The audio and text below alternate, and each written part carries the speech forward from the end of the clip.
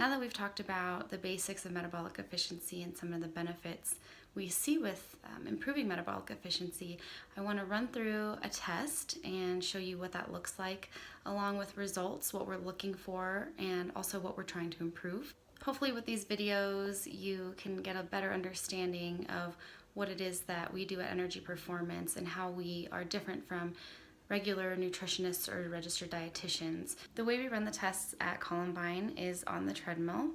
You can have the option to either run or walk. Prior to putting you on the treadmill, we will do a 10-minute rest test. So this allows us to get information like your resting heart rate. You will be wearing a heart rate monitor.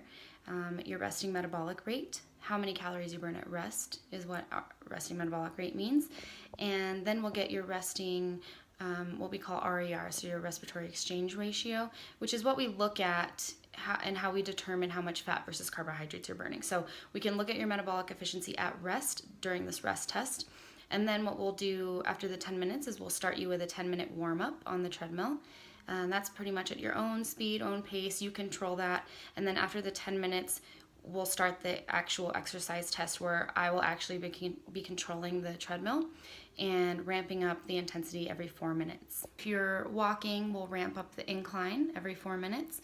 And if you are running, we will increase your speed at every stage. So what we're looking for is what energy source your body is using at each intensity of exercise. You will be wearing a mask that is attached to the metabolic cart that you see sometimes when I'm in the gym testing people.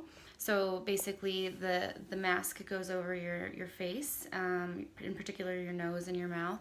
And that's just so you can breathe in and out of the tube that goes to the metabolic cart. So this allows for us to look at the respiratory exchange ratio. Traditionally, in research studies, we've seen people burn more fat at lower intensities. Now this was just with an exercise-only intervention, not including nutrition. So metabolic efficiency includes both nutrition and exercise. So what we hope is that you will burn more fat at higher intensities of exercise for longer durations of exercise. That is the ultimate goal. Lucky for us, we can measure that with the test itself. And when you are done with the test, you'll get this nice graph as seen here.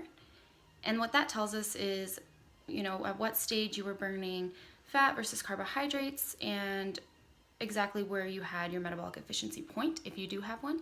And that just means where you cross over from using 50% fat and 50% carbohydrates to using higher carbohydrates and lower fat.